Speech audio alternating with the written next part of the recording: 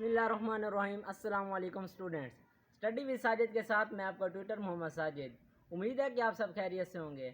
आज के इस लेक्चर में हम स्टडी करने जा रहे हैं 9th क्लास मैथ की exercise number 1.6 step by step easy method के साथ मैं आपको समझाने की कोशिश करूँगा।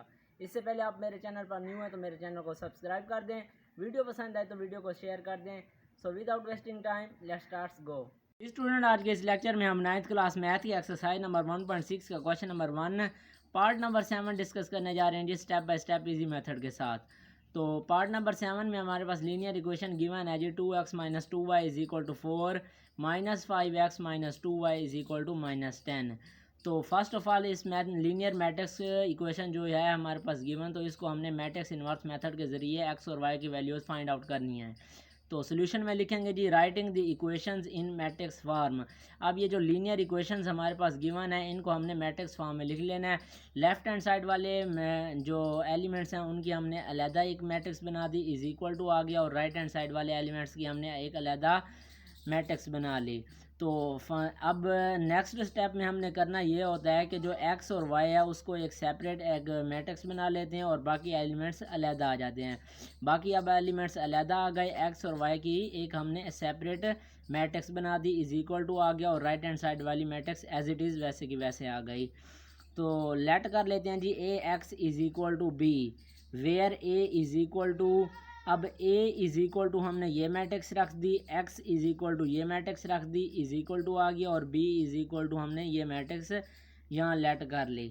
तो फर्स्ट फाइनली अब हमने क्या करना है जी, a का डिटर्मिनेंट लेना है। तो a का डिटर्मिनेंट लेने के लिए हमने मैट्रिक्स के साथ डिटर्मिनेंट लगा दिया, डायगोनल वाले एलिमेंट्स मल्टीप्लाई हो जाएंगे, फिर माइनस का ऑपरेशन, और बाकी जो एलिमेंट्स बच गए उनको हमने मल्टीप्लाई करके लिख दिया। तो 2 2s are 4 हो गया, माइनस प्लस माइनस, इसी तरह ये minus minus plus, plus minus minus आ गया, 2 5s are 10 आ गया जी। -4 - 10 हमारे पास आंसर आ गया जी -14, जो कि ए डिटर्मिनेंट फाइनली हमारे पास -14 आ गया। अब ये -14 नॉन सिंगुलर है, क्योंकि 0 से छोटा या बड़ा हो तो वो नॉन सिंगुलर होता है। अगर एग्जैक्ट ए का डिटर्मिनेंट हमारे पास 0 आ गया तो वो सिंगुलर होता है, उसका हम इन्वर्स फाइंड आउट नहीं कर सकते, क्योंकि इधर इन्वर्स मेथड के ज़रिए हमने एक्स एंड वाई की वैल्यूज़ फाइंड आउट करनी है। तो अब ये नॉन सिंगुलर आ गया जी, तो इसका हम इन्वर्स पॉसिबल है ले सकते हैं। तो हम इधर लिख देंगे जी, A x is equal to B, जो हमने इक्वेशन लेट की थी।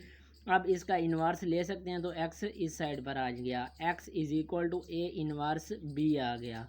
अब अट जाए इन्वर्स के लिए हमारे पास दो चीज़ें हमने फाइंड आउट करनी होती हैं। फर्स्ट नंबर पर जी, जो भी कोई भी मैट्रिक्स होगी जिसका इन्वर्स हम लेंगे उसका डिटर्मिनेंट लेना होता है। यहाँ पर ए का इन्वर्स लेना है, तो इसलिए ए का हमने डिटर्मिनेंट लेना था, डिटर्मिनेंट फाइंड आउट कर लिया। अब नेक्स्ट ए का एडजॉइंट लेना होगा, क्योंकि ए के इन्वर्स लेने के लिए हमारे पास ये दो चीज़ें पॉसिबल होनी चाहिए। तो अब एडजॉइंट ऑफ ए हम ले लेते हैं जी, ए मैट्रिक्स ये गिवन थी, तो अब ए का एडजॉइंट इज इक्वल टू लिख दिया मैंने जी। एडजॉइंट लेने के लिए ये है कि जी डायगोनल वाले एलिमेंट्स एक दूसरे से रिप्लेस हो जाते हैं, -2 इधर आ गया, 2 इधर आ गया, और बाकी जो एलिमेंट्स बच गए उनके साथ हम ऑपरेशन का सिंबल चेंज कर लेते हैं। अगर वो होंगे माइनस के तो प्लस के हो जाएंगे, और प्लस के हुए तो माइनस के। अब यहाँ पर देख लो दोनों माइनस के थे, तो अब मैंने दोनों को प्लस का करके लिख दिया। अब हमारे पास ए का डिटर्मिनेंट भी फाइंड आउट हो गया और ए का एडजॉइंट भी फाइंड आउट हो गया, तो हम सिंपली अब ए के इन्वर्स का जो हमारे पास फार्मूला है जी उसमें हम इन वैल्यूज़ को पुट कर देंगे जी। तो अब हमारे पास है जी, A inverse is equal to adjoint A over A का डिटर्मिनेंट। एडजॉइंट ए की जगह सिंपली वो मैट्रिक्स लिख दी एडजॉइंट ए की, और ए डिटर्मिनेंट की जगह हमने ए का जो डिटर्मिनेंट फाइंड आउट किया वो लिख दिया। अब डिटर्मिनेंट में डिवाइडेड बाय -14 है, ये हर एलिमेंट के साथ हम इसको डिवाइड करके लिख देंगे। अब नेक्स्ट स्टेप में ये होगा कि इसको सिंप्लीफिकेशन करके यहाँ पर लिख दिया, 1/7 आ गया, -1/7 आ गया, -5/14 आ गया, -1/7 आ गया। तो अब हमारे पास जो इक्वेशन थी x is equal to A inverse B, X की भी मैट्रिक्स गिवन है, ए इनवर्स बी की भी हमने फाइंड आउट कर ली है, बी भी हमारे पास गिवन है। तो सिंपली अब करना ये है कि इस मैट्रिक्स में हमने वैल्यूज़ या मैट्रिसेस जो भी हमारे पास गिवन है वो पुट कर देंगे। एक्स की जगह सिंपली एक्स की मैट्रिक्स आ गई, ए इनवर्स की जगह जो ए इनवर्स हमने फाइंड आउट किया वो मैट्रिक्स आ गई, और बी की जगह जो हमने लेट की थी वो बी की मैट्रिक्स आ गई। अब लेफ़्ट हैंड साइड पर एक्स एंड वाई वैसे चलेंगे क्योंकि एक्स और वाई हमने फाइंड आउट करना है, और राइट हैंड साइड पर अब ये दो हमारे पास मैट्रिसेस बन गई और आपस में ये मल्टीप्लाई हो रही हैं, तो हम इसको यूजिंग प्रोडक्ट रूल जो मल्टीप्लिकेशन मैट्रिसेस का है उसके ज़रिए हम इनको मल्टीप्लाई कर लेते हैं। तो पहली रो पहला कॉलम मल्टीप्लाई हो गया जी ऊपर, इसी तरह दूसरी रो और ये पहला कॉलम यह मल्टीप्लाई हो गए। अब इनकी सिंप्लीफिकेशन करने के लिए ये है जी 4 वन ज़ा 4/7 आ गया, plus minus minus minus minus plus आ गया जी, 10 वन ज़ा 10/7 आ गया। इसी तरह ये 4 वन ज़ार 4 4 ज़ार 4 बल्कि सॉरी 2 ज़ार 4 2 7 ज़ार 14 आ गया। तो अब ये 2 5 ज़ार 10 -10/7 बन गया। इसी तरह minus minus plus plus plus plus 10/7 आ गया।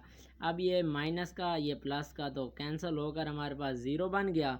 इसी तरह ये इन दोनों का एलसीएम ले लिया तो क्या बन गया 4 + 10 14/7 आ गया। 7 वन ज़ा 7 7 2 ज़ार 14, तो 2 और 0 आ गया जी। एक्स और वाई था, एक्स के बराबर 2 आ गई, वाई के बराबर 0। So x is equal to 2 and y is equal to 0, जो कि हमने ये दो वैल्यूज़ फाइंड आउट करनी थी यूजिंग मैट्रिक्स इन्वर्स मेथड। तो मैट्रिक्स इन्वर्स मेथड के ज़रिए हमने एक्स एंड वाई की वैल्यूज़ फाइंड आउट कर ली। अब इसी जो मैट्रिक्स इन लीनियर इक्वेशन हमारे पास क्वेश्चन में गिवन थी, इसको हमने using Cramer rule find out करनी है एक्स एंड वाई की वैल्यूज़। तो यूजिंग क्रैमर रूल हम देख लेते हैं जी। लीनियर इक्वेशन हमारे पास गिवन है जी 2x - 2y is equal to 4 -5x - 2y is equal to -10। अब फर्स्ट ऑफ ऑल इसको हमने मैट्रिक्स फॉर्म में लिख लेना है, तो लिखेंगे जी इन मैट्रिक्स फॉर्म। अब हमने इसकी 3 मैट्रिसेस बनानी होंगी, क्रैमर रूल का ये एक असूल है। तो सबसे पहले हम मैट्रिक्स ए बनाएंगे। ए के लिए ये है कि लेफ़्ट हैंड साइड में जो होते हैं वो एलिमेंट्स ए के बन जाएंगे। अब ए एक्स के लिए ये है कि राइट हैंड साइड वाले पहले आ जाएंगे, उसके बाद जो वाई के साथ एलिमेंट्स हैं वो आ जाएंगे। ये हमारे पास ए एक्स की मैट्रिक्स बन गई। इसी तरह हमने अब ए वाई की एक मैट्रिक्स बनानी है, उसके लिए ये है कि एक्स वाले एलिमेंट पहले आ जाएंगे, यहाँ पर लिख दिए, और फिर राइट हैंड साइड वाले ये एलिमेंट्स आ गए। अब ये 3 मैट्रिसेस हमारे पास बन गई। तो पहले हमने ए का डिटर्मिनेंट ले लेना है। ए का डिटर्मिनेंट मैट्रिक्स इन्वर्स में हमने लिया, वो आया हमारे पास -14, तो A determinant is equal to -14 आ गया। अब हमने वैल्यू फाइंड आउट करनी है जी एक्स की। तो एक्स के लिए हमारे पास ये क्रैमर रूल का असूल है कि ए एक्स का डिटर्मिनेंट ओवर ए का डिटर्मिनेंट लेंगे तो हमारे पास एक्स की वैल्यू फाइंड आउट हो जाएगी। ए एक्स हमारे पास मैट्रिक्स गिवन है तो इसका डिटर्मिनेंट ले लिया, ओवर ए का डिटर्मिनेंट -14 है वो लिख दिया। अब डिटर्मिनेंट में डायगोनल वाले एलिमेंट्स मल्टीप्लाई हो गए, माइनस का ऑपरेशन आ गया और ये एलिमेंट्स आपस में मल्टीप्लाई हो गए। तो इनकी सिंप्लीफिकेशन हमारे पास आ जाएगी -8 -20 ओवर -14। -8 और -20 -28 हो गया, ओवर -14 आ गया। अब माइनस माइनस से कैंसिल हो गया, 14 वन ज़ार 14 14 टू ज़ार 28। तो हमारे पास x की वैल्यू फाइंड आउट हो गई जी, जो कि 2 बन गई 2।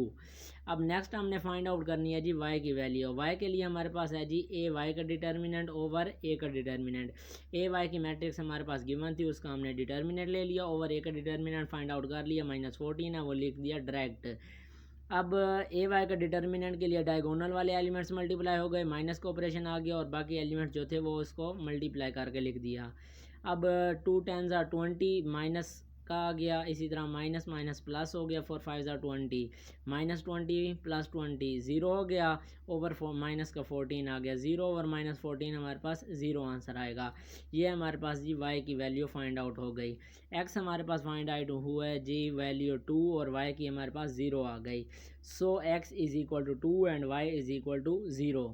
यूजिंग क्रैमर रूल हमने एक्स एंड वाई की वैल्यूज़ फाइंड आउट की। इसी तरह मैट्रिक्स इन्वर्स मेथड के ज़रिए हमने एक्स एंड वाई की वैल्यूज़ फाइंड आउट की, दोनों की आंसर सेम आ गए। तो using Cramer rule and using in matrix inverse method हमने लीनियर इक्वेशन को फाइंड आउट करके एक्स एंड वाई की वैल्यूज़ फाइंड आउट कर दी, जो कि हमारे पास क्वेश्चन में गिवन था फाइंड आउट करने के लिए। तो ये था आज का हमारा लेक्चर। उम्मीद है कि आपको अच्छी तरह समझ आई होगी। वीडियो पसंद आए तो वीडियो को लाइक कर दें, ज़्यादा से ज़्यादा शेयर कर दें। मिलते हैं नेक्स्ट लेक्चर में, तब तक के लिए अल्लाह हाफिज़।